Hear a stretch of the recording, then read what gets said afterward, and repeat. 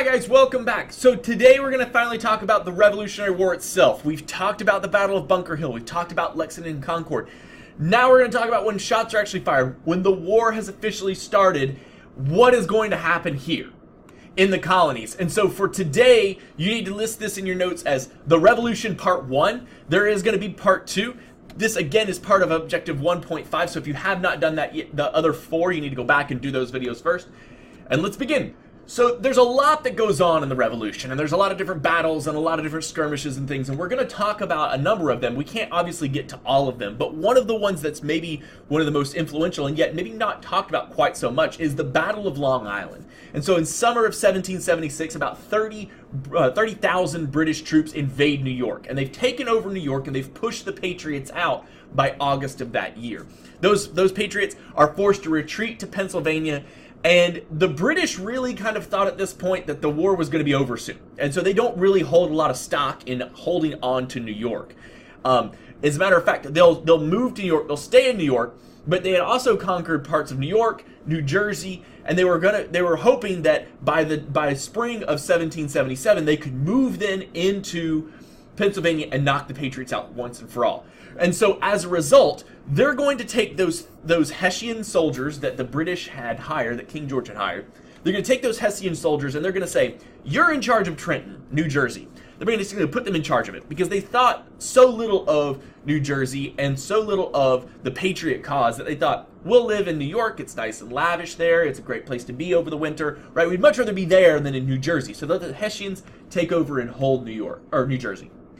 Now, while the battle for Long Island, New Jersey, New York is so important, the thing we really want to talk about is this, and it's the crossing of the Delaware, and it happens on Christmas Day, 1776. So, traditionally what happens at this time is instead of having troops fight it out in the snow, you would winter your camp. You would basically mean you would have a winter camp. You would have soldiers bed down for the winter. They would use that time to rest up and relax, maybe go home and visit family, train and learn some new skills. And you do all of that over winter, and then your fighting season would start from, early spring all the way through fall. So Christmas Day, 1776, George Washington has his troops camped in Pennsylvania, and he decides to surprise the British. So what he does is he puts his soldiers on rafts, and they cross the Delaware River at the dead of night. There's ice in the river, you can't really see very well. They cross over into Trenton, New Jersey, and they surprise the Hessian mercenaries, and they end up taking back Trenton. A few days later, January 2nd, 1777, they actually do the exact same thing, a very similar thing, in surprising the British. They actually set up fake camps. They'll light fires, they'll burn coffee. They make the British believe that they are resting for the night, all while they're taking their forces, moving them around behind the British, and launching a surprise attack. Again, we're seeing here George Washington's use of guerrilla warfare tactics, those tactics that he learned back in the French and Indian War. Remember, it was him who early on advocated for adopting a lot of those styles of tactics that the Native Americans had been using against the colonists and the British redcoats. Now, we can't talk about the battles of the American Revolution without talking about the Battle of Saratoga. And this actually happens in upstate New York. So I know we think of New York as always kind of New York City, but this actually happens in kind of upstate New York, where Albany is, for instance, the state capital. And so in spring of 1777, the British had were cut off by the Patriots. They had completely kind of surrounded them. They had cut them off at Saratoga. And this is such an important battle because it's really the first major victory of the war for the British, or for the colonists, rather. And what happens as a result is this becomes kind of a turning point. This starts to gain them international recognition. This starts to show that they can actually defeat the British, not with guerrilla war tactics, but with actual, real full military tactics that they can stand and defeat them if necessary. The spring and summer were good years in 1777 for the colonists, but what will happen is by winter of that year, the army will winter again for another year in Valley Forge. 12,000 troops will be stationed there, and it's actually one of the most brutal winters on record for the Americas.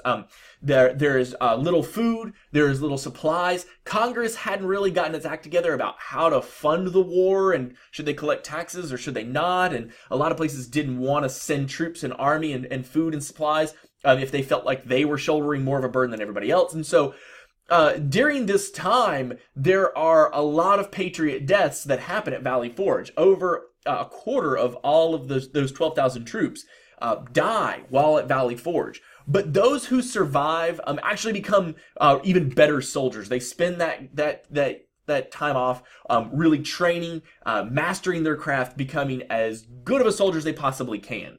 And they do that with the help of a guy by the name of Baron von Steuben, who was a Prussian officer who had come. He was a military expert.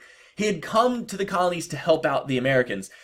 It's his tactics and training coupled with George Washington's leadership and his ability to not freak out and feel and cause panic in the camp that really helped solidify the Patriot cause and make those soldiers feel like, now I'm willing to live and die and fight for the colonies.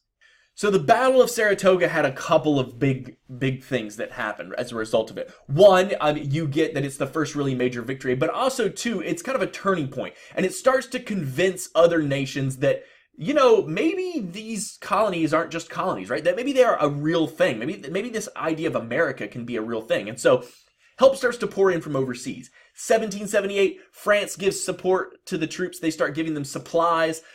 This is partly because of Saratoga and also partly because of Benjamin Franklin.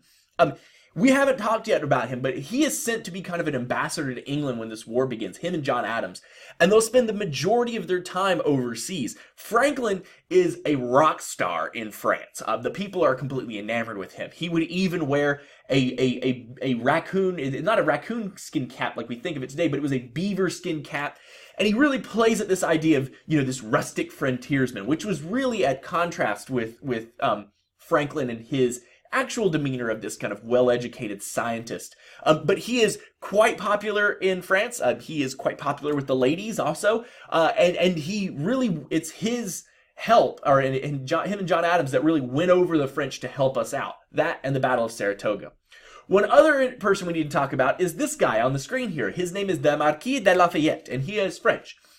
He is so enamored with the Patriot cause and with hatred towards England that he actually joins the war and pays his own way and his own troops' way to come over to the colonies. He'll be incredibly influential and important in helping rally the American troops. He will then eventually take what he learns from the colonies, and he'll apply it to France, and he'll go back and try to foment a revolution in France itself. By 1779, Spain also joins in, and they start to loan us money and help out as well. All right, we've come to my favorite part of this, question time. So, Mr. Barker, you're asking, why do I need to know this? Well, a couple of things. If we're talking about Valley Forge, understand that it's tough for the Patriots. They could have given up. They could have walked away from this war. There are many instances of soldiers leaving their post and going away. But they learn a lot in this. They gain new leadership skills, and they also really solidify themselves as an army. If they can withstand this brutality of winter, they can withstand anything the British can throw at them. And when we're talking about the crossing of the Delaware, it's the perfect example of Washington using those guerrilla tactics that he had learned from the French and Indian War. That is going to come in incredibly handy over the course of this war for the American colonists. So it is going to be those two things that we really need to take away from this. All right, so that's it. That's all for part one. Part two will be right after this, and it should pop up here shortly in your window. If you have any questions, please either add those to your notes or see me in class, and we will discuss them later. But remember, the revolution has begun, and while it starts out rough for the colonists and for the Patriots, it is going to get much better over the course of it. And spoiler alert, we're going to kind of win, right? So until next time, I will see you later, and have a great day, everybody.